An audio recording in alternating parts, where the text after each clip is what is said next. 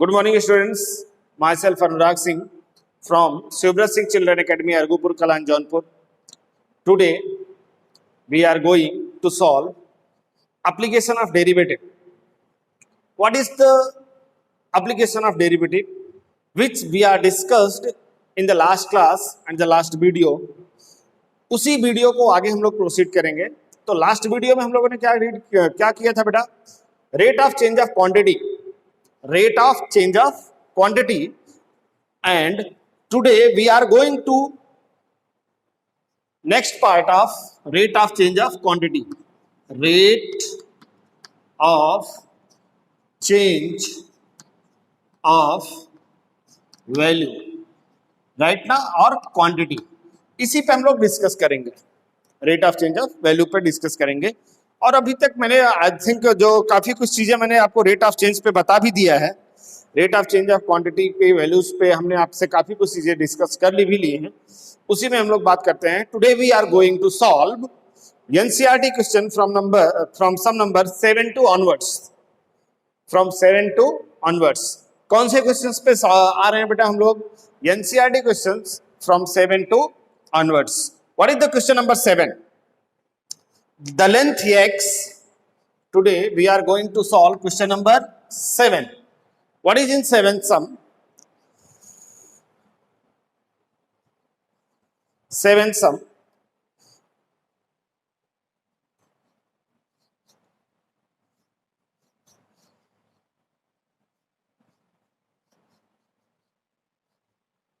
Question number 7 is what? The length x of a rectangle is decreasing at the rate of 5 centimeter per minute. The length x of a rectangle, the length x of a rectangle is decreasing at the rate of 5 centimeter per minute, and the width y is increasing at the rate of 4 centimeter per minute. When x is equal to 8 centimeter and y is equal to 6 centimeter, find the rate of change of its perimeter and rate of change of its area of the rectangle. We are solving rectangle. Rectangle में होता क्या क्या है बेटा? What is in rectangle? Shape यही है. This is the shape of rectangle, right ना? उसने rectangle में क्या बोला है? The length x of a rectangle is decreasing at the rate of 5 centimeter per minute. Length x. What is this? This is length x, and that is what length width y. Length x is decreasing. Decreasing means minus. कोई भी चीज increase करती है तो positive और decrease करती है तो नेगेटिव. तो length x is decreasing at the rate of 5 centimeter per minute. Length x is decreasing. What is given? Change in length. Change in length, that means dx upon dt is equal to 5 centimeter per minute. Clear? और वो भी decrease कर रहा है, इसलिए कौन सा symbol लग जाएगा? माइनस का. Then dx upon dt is equal to minus 5 centimeter per minute, and width is increasing at the rate of 4 centimetre per minute. Width को किससे रिप्रेजेंट किया बेटा हमने? y से रिप्रेजेंट किया. तो that means change in width. Change in width. Therefore dy upon dt is equal to 4 centimetre per minute. हो गया ना? देखो x का चेंज दिया है और y का चेंज दिया है. अब उसने क्या पूछा है? What is the rate of change of perimeter. Then अगर मैं बोल दूं let p is equal to perimeter, then dp upon dt is equal to question mark. और अगर मैं बोल दूं let a is equal to area of rectangle, then dA upon dt is equal to question mark. यही है ना? हम लोग आएंगे बेटा कहां पे? अपनी पुरानी चीजों पे जो हमने अभी तक डिस्कस किया था. हमने आपको पहले ही दिन से यही बोला था, फर्स्ट वीडियो में जिस दिन मैंने आपको एक्सप्लेन किया था rate of change of value या rate of change of quantity का, उस दिन भी मैंने पहले ही वीडियो में यही बोला था कि सिर्फ दो बातें, कितनी बातें, दो बातें। वैसे भी बचपन से सीखते चले आए कि दो चीजें कभी नहीं भूलनी चाहिए, उसी में से दो बातें यहां पे भी हैं। पहली चीज क्या है कि विच चेंज इज गिवन, फिर से रिकॉल कर रहा हूं बेटा, which change is given and which change is required, दो चीजें। Second, first thing is what, which change is given, then change in length and change in width is given. Length में decreasing था इसलिए minus लगा दिया, width में decreasing नहीं है इंक्रीजिंग है इसलिए ये पॉजिटिव रखा। And which change is required, change in perimeter required था, then DP upon DT is equal to question mark, and change in area required है, therefore DA upon DT is equal to question mark. Simple logic. अब फिर से आ जाएंगे now बेटा, हमें क्या चाहिए, डीपी अपॉन डीटी चाहिए। तो सबसे पहले मैं पेरीमीटर का फॉर्मूला लगाऊंगा, P is equal to 2x plus y, बोलो यही होता है ना, हाँ, P is equal to 2 into x plus y, therefore dp upon dt is equal to 2 is the number, x का हो जाएगा बेटा dx upon dt plus y का हो जाएगा dy upon dt, therefore dp upon dt is equal to 2 into what is this, dx upon dt which is equal to -5। तो dx upon dt के place पे क्या लिख दिया मैंने, -5 plus dy upon dt that is equal to 4, उसके place पे क्या लिखा मैंने, 4। Therefore dp upon dt is equal to 2 into -1, देयरफॉर dp upon dt is equal to -2 centimetre per minute, change in perimeter.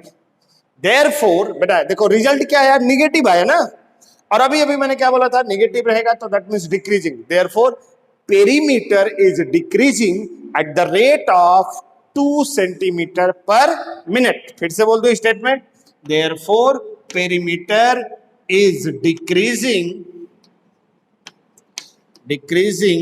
at the rate of 2 centimetre per minute. चलो अब आएंगे हम लोग सेकंड पार्ट में। नेक्स्ट आपको क्या चाहिए बेटा, change in area, d a upon dt, क्या चाहिए, डीए अपॉन dt, राइट ना, where x and y is given. X दिया है कितना बेटा अपने को, 8 centimetre and y is equal to 6 centimetre, where x दिया है बेटा, x is equal to 8 and y is equal to 6 centimetre, right ना। चलो चेंज इन एरिया निकालना है तो किसका फॉर्मूला लगाएंगे, area, area A is equal to x into y, यही होता है ना कि कुछ और होता है, हाँ?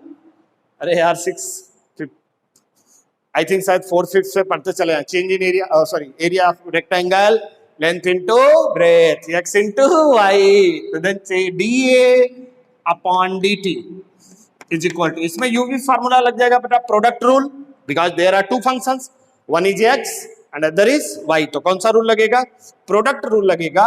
अकॉर्डिंग टू दैट ये बनेगा X into D upon D T of Y plus Y into D upon D T of X, therefore D A upon D T is equal to x into D Y upon D T plus Y into D x upon D T. अब बोलो D A upon D T is equal to X की value, what is the value of X, 8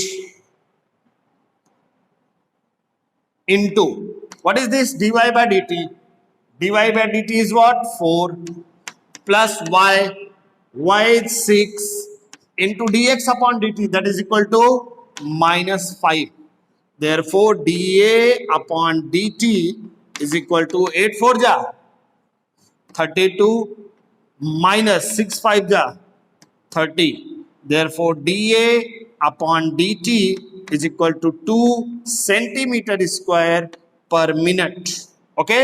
therefore statement क्या लिखेंगे, area is increasing, area is increasing area is increasing at the rate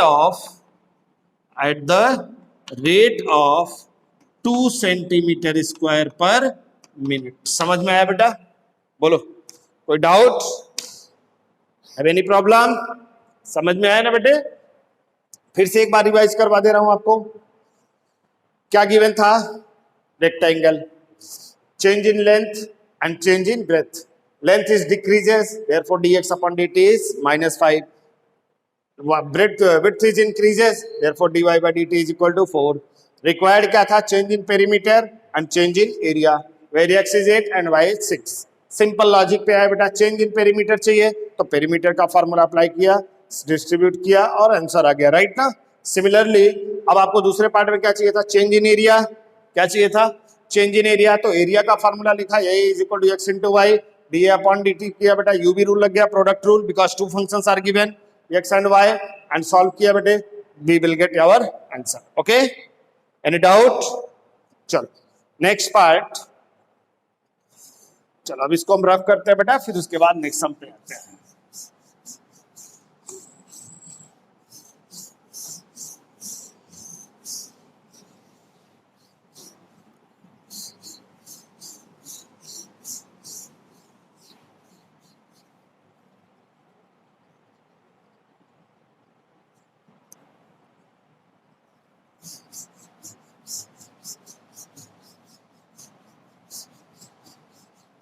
बहुत ही interesting topic है, काफी मजेदार topic है।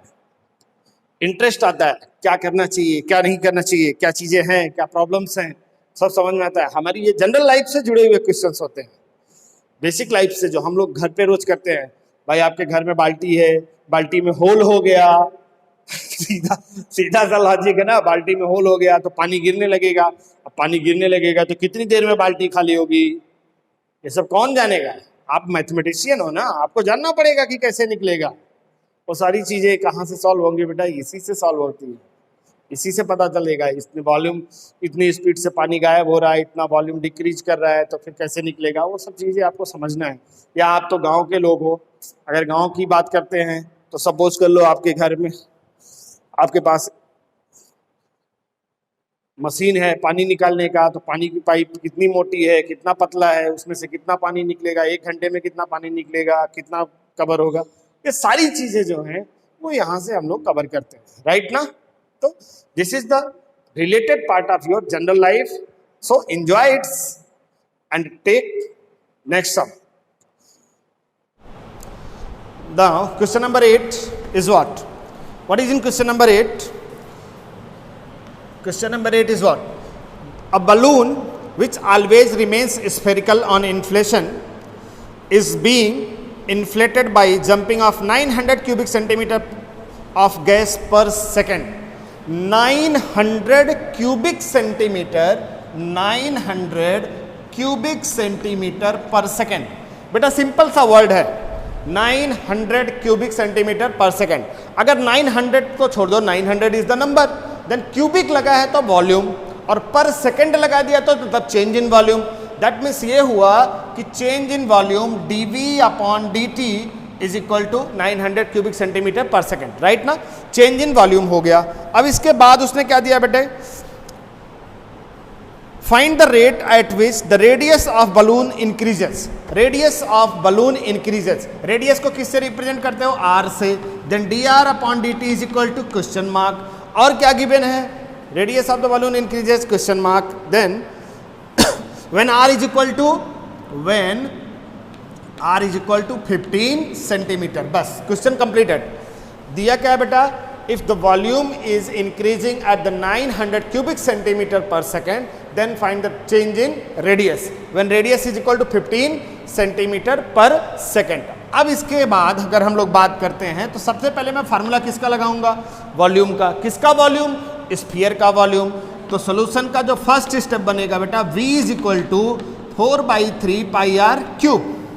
v is equal to 4/3 pi r cube. अब इसके according अगर मैं डिफ्रेंशिएट कर दूं इसको, differentiate with respect to time, then dv upon dt is equal to 4/3 pi into r is cube, इसका डेरिवेटिव निकालना है। आर क्यूब का डेरिवेटिव होगा क्या, डिफ्रेंशिएट करना है टी के रिस्पेक्ट में, आर क्यूब का डेरिवेटिव हो जाएगा 3r square into d are upon D T by using chain rule. फिर से बोल दे रहा हूँ, चेन रूल, 3 से 3 कैंसिल हो गया, then d v upon D T is equal to 4 pi r square into d are upon D t.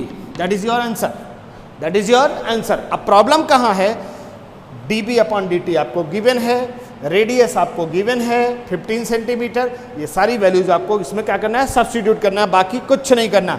D b by d T is what 900 is equal to 4 pi into r square is what, r is 15, then यहाँ पे हो गया 15 square into d are upon D T.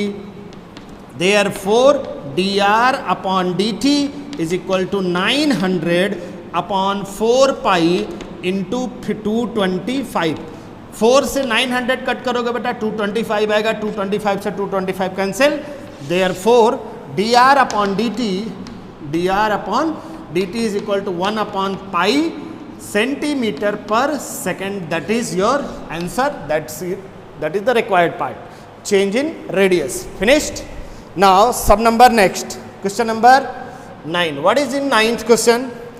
A balloon which is always remains spherical has a variable radius. फिर से word सुनो, question number 9 में लिखा है बेटा, a balloon which always remains spherical, balloon का शेप क्या है, स्फेरिकल शेप है, and has a variable radius, has a variable radius, मतलब कौन सा रेडियस है, वेरिएबल रेडियस है, मतलब D R upon D t की बात किया, चेंज इन रेडियस बोल दिया ना उसने, D R upon D T. क्या लिखा है बेटा, find the rate at which its volume is increasing, dv upon dt is equal to question mark with the radius when the letter is 10 centimeter। ये तो सेम क्वेश्चन हो गया यार, इसको रिजॉल्व करने की क्या जरूरत है, आप लोग कर लो। नेक्स्ट सम, सेम क्वेश्चन सब नंबर 8 के जैसा ही है, वॉल्यूम को चेंज करना है, चेंज करके सॉल्व कर लेना, खत्म बात। आ जाओ सब नंबर 11, क्या लिखा है बेटे, sorry 10। What is in 10? A ladder 5 meter long is leaning against a wall. ये है आपकी वॉल, ये है आपका सरफेस, यहाँ पे लैडर को लीन कर दिया गया है बेटा। लैडर की लेंथ कितना दिया है उसने, 5 सेंटीमीटर। चेंज यहाँ पे दिया बेटा, ये इसको हमने x मान लिया और इसको हमने क्या मान लिया, y मान लिया। यहाँ पे 2 सेंटीमीटर पर सेकेंड का चेंज दिया है, change in x। Then what is the change in y, change in y मतलब हाइट का चेंज उसने पूछा है, किसका चेंज पूछा है, हाइट का चेंज। तो अगर मैं बात करूं यहाँ पे और कुछ दिया है उसने, when x is equal to 4, dy upon dt is equal to question mark when x is equal to 4 centimetre. अब मैं आपसे डायग्राम पे बात करता हूँ। डायग्राम में क्या दिया है, यहाँ पे x दिया है, यहाँ पे क्या दिया है y, और ये कितना है, लैडर कितना 5 सेंटीमीटर। इन तीनों के बीच में कोई रिलेशन है क्या तुम्हारे पास, है क्या कोई रिलेशन, कौन सा रिलेशन अप्लाई करोगे, पाइथागोरस थ्योरम। कौन सा थ्योरम बेटा, Pythagoras theorem. Therefore x square plus y square is equal to 5 square, then x square plus y square is equal to 25। You need what, change in y. तो y को left में रखो, बाकी सारी चीजें उठा के कहाँ लेके जाओगे, राइट साइड में। तो ये बन जाएगा y square is equal to 25 minus x square, then y is equal to, therefore y is equal to under root 25 minus x square. हो गया, यहाँ तक तो कोई प्रॉब्लम नहीं है ना। अब इसको डिफ्रेंशिएट कर दो बेटा, क्योंकि आपको चाहिए dy by d t, change in y with respect to time. तो सिंपल है, differentiate with respect to t, then dy upon dt is equal to, इसमें कौन सा फार्मूला अप्लाई करोगे, फार्मूला लगेगा डेरिवेटिव का, रूट u का। रूट u का फार्मूला होता है बेटा 1 upon 2 root u into d by d x of u। यही फार्मूला मैंने आपको पढ़ाया था। रूट u का क्या बनेगा बेटा, 1 upon 2 root u into d by d x of u। अगर मैं उस फार्मूले पे जाता हूं तो ये बनेगा 1 upon 2 under root 25 minus x square into d by d t लिखना, एक्स मत लिख देना उसकी जैसा, वहाँ पे एक्स फार्मूले में दिया है, बट यहाँ पे डिफ्रेंशिएट आप किसके रिस्पेक्ट में कर रहे हो, t के रिस्पेक्ट में कर रहे हो तो d by d T of 25 minus x square, therefore dy by d T is equal to 1/2 under root 25 minus x square into minus 2x dx upon D t. 2 cancel हो जाएगा, then dy by d T is equal to minus x upon 25 minus x square into dx upon D T. Is that clear? Now remaining values को substitute कर दो बेटा. Change इन ये x का change दिया है, that is what dx upon D T given है आपको. कितना दिया है बेटा? 2 सेंटीमीटर पर सेकेंड. वहाँ पे वैल्यू सब्स्टिट्यूट करेंगे. x भी दिया था कितना? When x is equal to 4. मैंने साफ साफ क्वेश्चन में लिखा when x is equal to 4, तो x की जगह पे 4 सब्स्टिट्यूट करोगे तो क्या बनेगा? Therefore dy by d T is equal to -4 upon under root 25 minus 4 square into D x upon D t की वैल्यू कितना बेटा? 2. ओवरऑल क्या बनेगा? dy by d T is equal to -8 upon under root 9. Therefore dy by d T is equal to -8 upon 3 centimetre पर second. मतलब ये हुआ कि height is change decreasing, height is decreasing at the rate of -8 upon 3 centimeter per second. Is that clear? Everything is clear? Now next sum, question number 11. Question number 11. What is in 11th sum?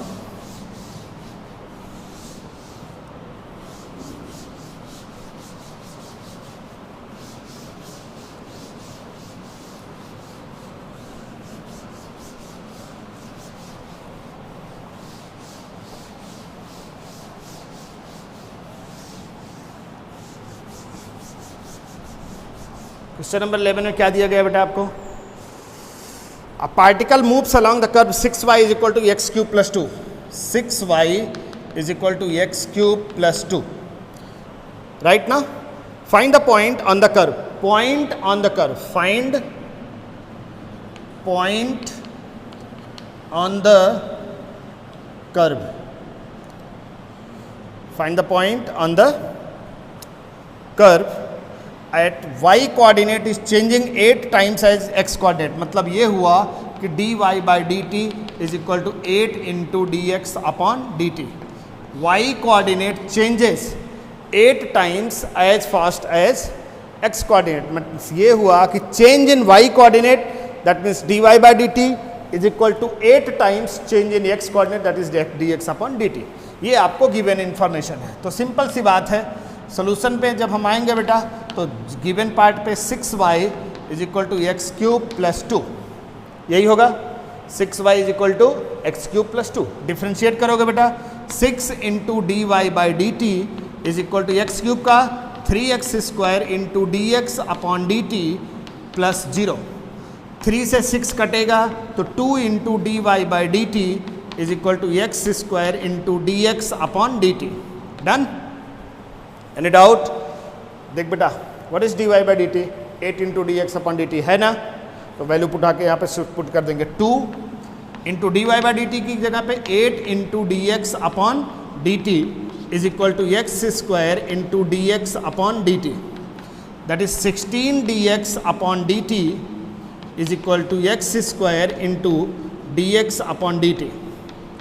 D x upon D t cancel कर देंगे, जो कि cancel होता नहीं है, लेकिन फिर भी मैं आपको यहाँ पे रफली कर दे रहा हूँ.